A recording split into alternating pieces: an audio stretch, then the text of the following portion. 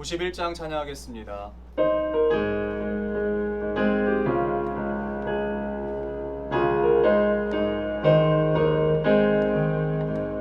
슬픈 마음 있는 사람 예수 이름 믿으면 영원토록 변함없는 기쁜 마음 얻으리. 예수의 이름은 세상의 소망이요 예수의 이름은 천국의 거룩하신 주의 이름 너의 방패 삼으라. 환난 시험 당할 때에 주께 기도드려라. 예수의 이름은 세상의 소망이요 예수의 이름은 천국의 기쁨일세. 존귀하신 주의 이름 우리 기쁨 되도다.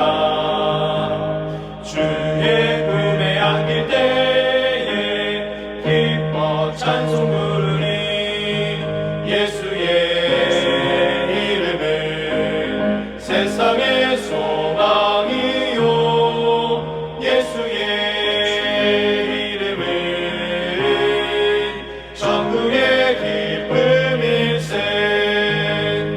우리 갈 길 나간 후에 보좌 앞에 나가 왕의 왕께 경배하며 면류관을 드리리. 예수의 이름은 세상의 소망이요 예수의 천국의 기쁨일세. 기도하겠습니다. 사랑하는 하나님, 오늘도 우리를 주의 전으로 불러주시고 새로운 하루를 허락하셔서 하나님께 나아갈 수 있도록 은혜를 주심에 감사드립니다. 하나님, 죄에 빠져 죽은 우리를 예수 그리스도와 함께 살리시고 예수 그리스도와 함께 일으키셨으며 주님 보좌 우편에 앉혀주셔서 우리를 영원한 나라, 정말 하나님과 늘 교제함으로 기쁨이 끝이 없는 나라로 우리를 초청해 주심에 감사드립니다. 그러나 우리의 연약함은 계속해서 세상의 것을 쫓게 만듭니다. 육신의 정욕과 안목의 정욕을 따라가게 만듭니다. 하나님으로 오는 그 만족함이 아니라 세상에서 나를 인정해주고 세상에서 안위함과 평안함을 누리는 것이 마치 하나님의 나라에서 누리는 그 평안보다 더 큰 것처럼 우리에게 속삭임과 거짓말을 합니다.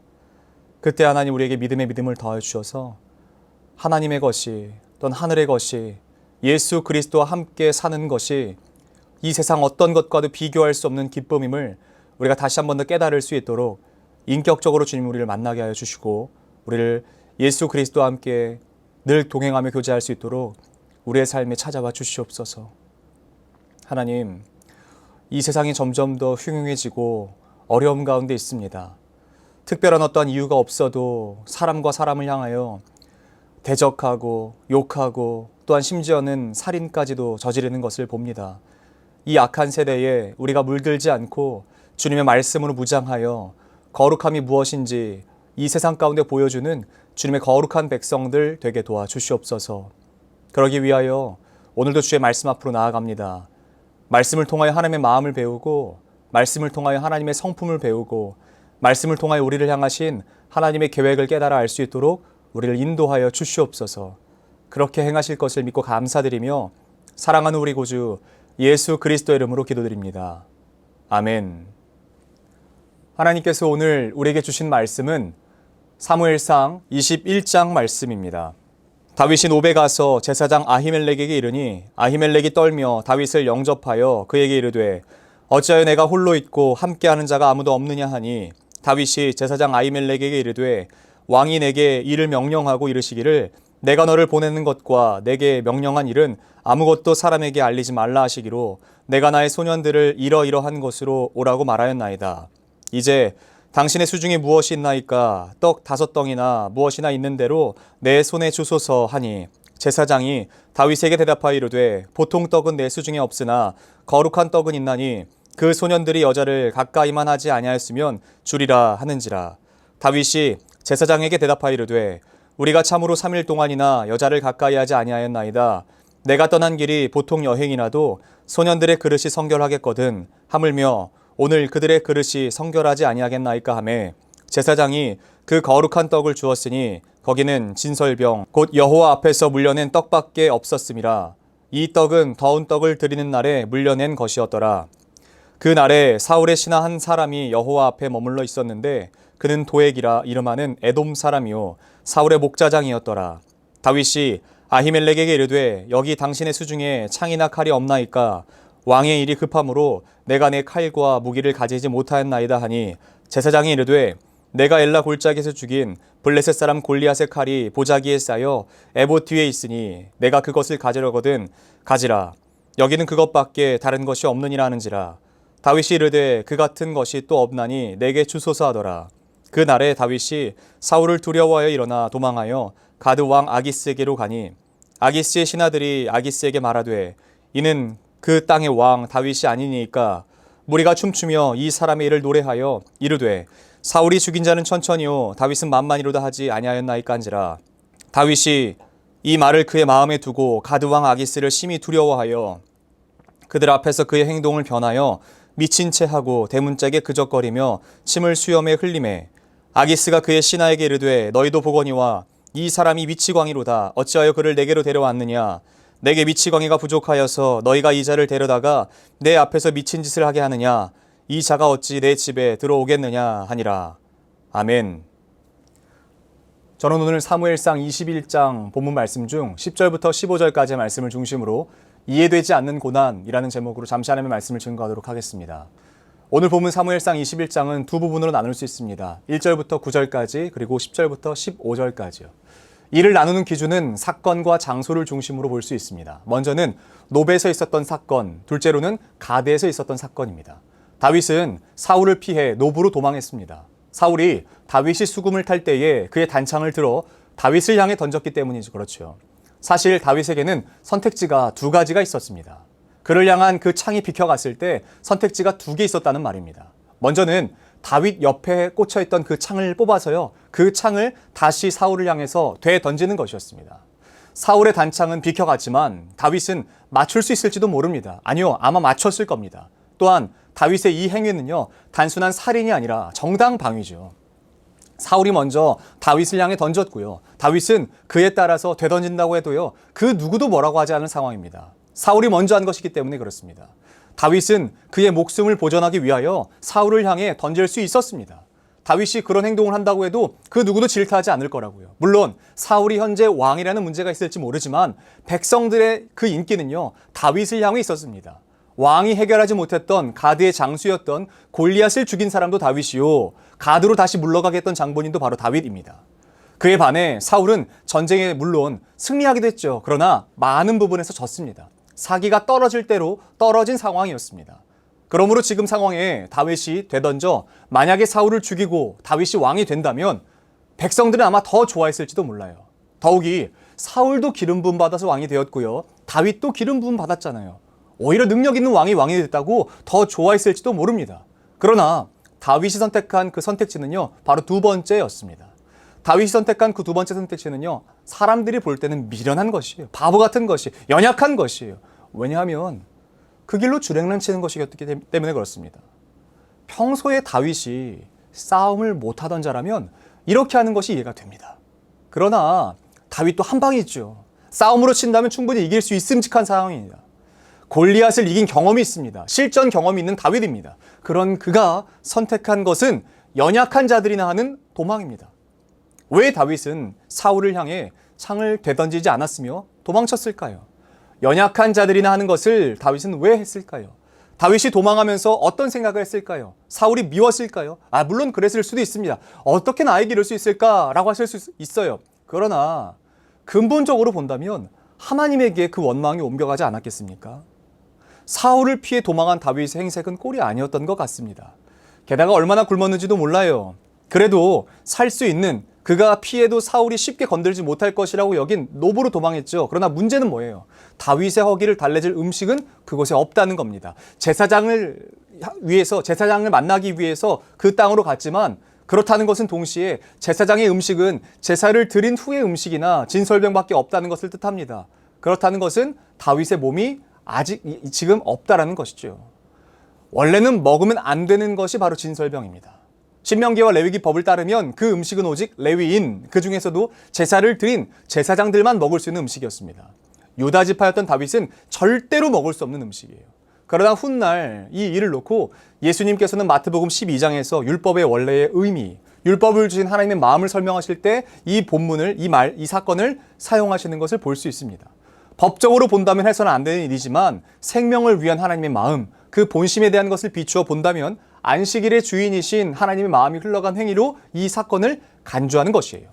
그러나 그것은 훗날 이야기고요. 당시의 다윗의 마음이 어땠겠냐는 거예요. 당시의 다윗의 마음, 먹을 것이 없어서 그 진설병을 달라고 할 때의 다윗의 마음이요. 먹을 것이 없어서 거짓말을 해가면서 사울이 나를 여기로 보냈습니다 라고 그렇게 거짓말을 해가면서, 다른 장소도 아니에요. 제사장을 만났으니까 제사를 드리는 제단에서 그 말을 하는 거예요. 거짓말을요, 아무 곳에나 하는 것이 아니라 하나님의 존전 앞에서 거짓말을 하는 거예요. 그때의 다윗의 마음이 어땠겠냐는 겁니다. 게다가 간신히 그 진설병을 얻었는데 근처에서 본 것이 뭐예요? 사울의 신복이었던 도액을 봅니다. 그렇다는 것은 이제 안정할 수 있는, 내가 안정을 누릴 수 있는 곳은 그 어디에도 없구나. 다윗이 절망 가운데 빠지기에 충분한 상황이라는 것입니다. 그래서 결정한 것이 다윗은 가드로 피해가는 거예요. 이스라엘 지역 안이 아니라 심지어는 대사장의 지역인 놉 땅에서도 사울의 손이 미친 것을 보고 다윗의 결정은 이스라엘 바깥으로 도망가는 거예요. 그때 다윗의 마음이 어땠겠냐는 겁니다.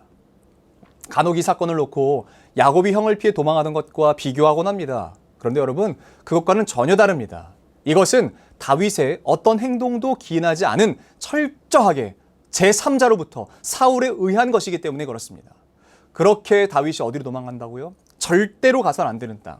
다른 사람은 다 가도 절대로 가서는 안 되는 다윗은 가드 땅으로 도망갑니다. 가드가 어딘지 아시죠? 가드는 누구의 땅인지 아시죠? 바로 그의 손으로 직접 죽였던 골리앗이 살던 지역입니다. 골리앗이 대표 장수로 있었던 지역이 바로 가드입니다. 다른 사람은 몰라도 다윗은 거기 가면 안 돼요. 다윗이 골리앗을 죽였다는 것은요, 다른 지역 사람들은요, 다윗의 얼굴을 모른다고 쳐도 가드 사람이라면 다윗 얼굴 압니다. 가드 사람이라면 다윗이 원수라는 걸 압니다. 생생히 기억하고 있습니다. 소년이었던 그가 내 장수, 내 장군을 죽였던 것을 다른 사람들은 몰라도요, 가드 사람은 다 알아요. 특별히 가드 왕 아기스에게는 어땠겠습니까? 아기스는 반드시 기억하지 않겠습니까? 왜냐하면 내가 가장 사랑하던 나의 장군을 죽인 사람이 바로 다윗이었기 때문에 그래요. 그런데 거기 들어간 다윗이 행동한 것은 용맹하게 골리앗 앞에 섰을 때의 모습과는 전혀 다른 모습이에요. 연약한 모습, 미련한 모습, 바보 같은 모습, 거기서 한 걸음 더 나아가죠. 미친 모습입니다. 아기스조차도 죽이고 싶은 마음이 들지 않을 정도로 다윗의 행색이 꼴도 이런 거짓 꼴이 없는 것이에요. 당시 정서상, 당시 문화상 어떤 것이 있었냐면 미친 사람을 죽이면 그에게 씌인 악령이나 그에게만 저주가 옮긴다고 생각했어요. 그래서 그 미친 사람은 건들지 않았대요. 미친 사람은 함부로 죽이지 않았다라고 이야기합니다. 병든 사람은 죽였을지언정 미친 사람은 죽이지 않았대요. 그래서 심지어는 내가 죽을 병에 걸렸어요. 예를 들어서 뭐 문둥병이나 연병 같은 것이 걸렸어요. 그랬을 때에요, 그 사람들이 그냥 일부러 미친 채 하는 거예요. 돌 맞아 죽을 것 같으니까요. 그랬다고까지 합니다. 그로 인해서 다윗이 살게 된 거예요. 아기스가 그냥 살려둔 게 아니라 그 다윗에게 쓰인 악령이 자기에게 옮길까 해서 다윗을 살려둔 거예요. 여러분, 다윗이 때 살았습니다. 근데 그 모든 것을 경험하고 나서 다윗의 상황이 어땠을까요? 다윗의 마음이 어땠을까요? 다윗의 그때 무너진 심정이 어땠을까요? 다윗이 그 도망하면서 얼마나 자신의 처지를 비관했겠습니까? 그러다가 그의 생각이 어디에까지 미쳤겠습니까? 그가 이런 일을 겪게 된 이유에 대해서 생각해 보지 않았을까요? 내가 오늘 내 왕 앞에서, 내 왕 사울 앞에서 수금을 타지 않았더라면, 그 앞에 나가지 않았더라면, 이라는 생각으로 시작해서요. 어쩌면 그가 나를 미워하는 게 내가 골리앗을 죽이지 않았더라면, 이라는 생각을 거쳐서요, 이윽고 어디까지 나갈까요? 아, 내가 기름 부음 받지 않았더라면 이라는 생각까지 아마 나아갔을 겁니다. 그렇습니다. 사울이 다윗을 죽이려고 하는 이유는 무엇입니까? 그가 단순히 골리앗을 죽였기 때문이 아니에요. 골리앗을 죽였다는 것은 사실은 훨씬 고마운 일이었겠지요. 사울에게 악령이 씌었기 때문만도 아닙니다. 근본적으로는 사울이 다윗이 미웠던 이유는 바로 다윗이 자기와 마찬가지로 기름 부음 받은 자라는 것 때문입니다. 그 정작 기름 부음 받은 것을 사울은요, 그것 때문에 다윗을 죽이려고 했지만 정작 그것은 다윗이 원한 적이 단 한 번도 없어요. 다윗이 만약에 예를 들어서 그 목자로서, 목동으로서 들판에서 아버지의 양을 치면서 하나님 저에게 좀 기름 부음이 좀 있게 해주십시오. 하나님 제가 왕이 되고 싶습니다라고 한 번이라도 기도했다면 아마 다윗은 억울하지 않을걸요. 힘들지 않을걸요. 근데 한 번도 기도한 적이 없어요. 하나님 앞에서 왕에 대한 그 얘기를 입 밖으로 꺼낸 적이 없어요. 그런 서원과 기도를 해본 적이 없어요. 그러니까 다윗 입장에서 본다면 이 상황이 이해되지 않는 고난이고 고통이고 하나님을 향해 원망할 만한 상황이 아니겠습니까? 100번이고 1000번이고 하나님을 향해서 도대체 왜 그러시냐고, 하나님 다른 사람도 아니고 나한테 왜 그러시냐고 따질만 하지 않겠습니까? 일반적인 사람이라면 그럴 만한 상황이겠습니다. 그런데 그때 다윗이 결정한 게 무엇인 줄 아세요 혹시? 그 아기스 왕의 그 죽임 앞에서, 그 어려운 절체절명의 상황 가운데에서 간신히 살아나고 나서 정말 모든 마음이 무너질 만한 그 상황 가운데 다윗의 고백이 무엇인 줄 아십니까? 그 고백은 이렇게 고백되어 있습니다. 내가 여호와를 항상 송축하며 내 입술로 항상 주를 찬양하리이다. 내 영혼이 여호와를 자랑하리니 곤고한 자들이 이를 듣고 기뻐하리로다. 하나님을 송축한다라고 이야기합니다. 아기스 왕, 즉 아비멜렉 앞에서 미친 채 하면서 간신히 목숨을 부지하고 나서 한다는 말이요, 하나님을 향한 비난과 절망과 하나님을 향해서 비방하는 것이 아니라, 하나님을 저주하는 것이 아니라 하나님을 송축한다라고 이야기합니다. 그 누구도 이런 상황에서 다윗이 원망했다 한들 야, 너 왜 그러냐라고 손가락질할 수 있겠습니까? 아무도 없어요. 그러나 그런 상황에서도 다윗의 결정은 상황으로 그의 삶을 판단하고 하나님을 향한 그 계획을 의심하지 않겠다라고 하는 것입니다. 우리는 보는 대로 사는 사람들이 아닙니다. 보여지는 대로 사는 사람들이 아닙니다. 물론 상황이 절망적일 수 있지요. 모든 상황이 이해되지 않을 수 있지요. 어찌 내가 다 알 수 있겠습니까? 내가 어찌 그 문제들을, 그 상황들을, 그 내 어려움들을 다 이해할 수 있겠어요? 내 질병을 어떻게 다 이해할 수 있겠어요? 내 고난을 어떻게 다 이해할 수 있겠어요? 이 문제가 내 삶에서 왜 필요한지, 이 질병이 내 삶에 왜 필요한지 어떻게 내가 다 이해할 수 있겠습니까? 그러나 다윗이 오늘 그의 삶을 비관하거나 절망하는 수렁으로 들어가는 것이 아니라 오히려 하나님을 바라봤던 것처럼 그는 상황으로 하나님을 해석하고자 하지 않았습니다. 되려 그 상황을 넘어서 신실하신 하나님의 성품을 의지했던 것을 봅니다. 저는 오늘 우리도 마찬가지로 하나님의 그 신실하심을 바라보는 하루가 되시기를 예수 그리스도 이름으로 축복합니다. 그는 그의 기지가 자기를 살렸다고 고백하지 않습니다. 하나님 어떻게 저에게 이렇게 이 일들이 떠올리겠습니까? 라고 고백하지도 않았고요. 내가 진짜 똑똑하다. 내가 진짜 순발력이 좋다라고 이야기하지 않았습니다. 상황이 바뀌어서 목숨을 부지했다라고도 말하지 않습니다. 여러분, 믿는 사람들은 그렇게 고백하는 사람들인 것이에요. 내가 내 힘으로 해결했다고 말하는 것이 아닌 것이에요. 그의 상황을 건지셨다라고 말하는 이가 누굽니까? 바로 하나님이시죠. 하나님께서 지금 내게 이런 절망적인 상황으로 몰고 가기 위해서 기름을 부으셨다라고 말하지 않고 하나님께서 나를 어려움과 절망 가운데에서 일으키셨다라고 말하는 거예요. 건지셨다라고 말하는 거예요. 이해 못할 시험 앞에서 여러분 우리가 취해야 될 태도가 바로 이런 것인 줄로 믿습니다. 원망하는 것이 아니라 하나님께서 나를 건지셨다. 하나님께서 나를 구원하셨다. 그래서 다윗은 오늘 우리에게 이렇게 도전하고 있습니다. 너희는 여호와의 선하심을 맛보아 알지어다. 그에게 피하는 자는 복이 있도다. 너희 성도들아 여호와를 경외하라. 그를 경외하는 자에게는 부족함이 없도다. 저는 오늘 우리 사랑하는 모든 성도님들이 이런 삶을 살기로 결정하셨으면 좋겠습니다. 여러분, 우리의 삶에서, 삶의 자리에서 우리를 헤아려 하는 그 자리를 피해야 될 상황, 그리고 또한 우리가 다윗처럼 미친 채 해야 될 상황이 왜 없겠습니까? 그러나 어쩌다가 내가 이렇게 됐다라는 신세한탄적인 삶이 아니라 그 상황에서도 선하신 하나님을 바라볼 수 있는 우리 마음의 믿음의 눈이 열리기를 예수 그리스도 이름으로 축복합니다. 우리는 상황으로 해석하는 사람들이 아닙니다. 믿음으로 바라보는 사람들인 것이에요. 믿음으로 살아가는 사람들인 것이에요. 믿음으로 예수 그리스도와 더 가까워지십시오. 상황을 이해할 수 없지만 우리의 삶에서 지금 그런 시간을 걸어가고 계신 분들이 왜 안 계시겠습니까? 정말 깊은 동굴과 같은, 정말 그 누구도 건질 수 없다라고 여겨질 만큼 수월과 정말 그 어두운 동굴과 같은 곳으로 점차 들어가고 계신 분들이 왜 없겠습니까? 육신은 점점 더 쇠하여지죠. 후패해지죠. 그러니까 얼마나 병이 더 많고 어려움이 많겠습니까? 그러나 여러분, 그 상황에서 우리가 바라봐야 될 것이 있다면 우리를 지금도 여전히 선하게 인도하고 계시는 하나님의 그 신실한 성품인 줄로 믿습니다. 하나님이 우리를 건지실 거예요. 그분이 우리를 건지실 거예요. 나의 기지가 아니라, 나의 어떤 선함이 아니라, 나의 어떤 능력이 아니라 하나님께서 반드시 그의 능력의 오른손을 펼치사 우리를 건지시고 우리를 일으키시고 우리와 함께 늘 동행하실 줄로 믿습니다. 거룩하신 하나님, 다윗이 아기스 앞에서 얼마나 마음이 무너졌겠습니까? 다윗이 노베에서 거짓말을 할 때 얼마나 마음이 무너졌겠습니까?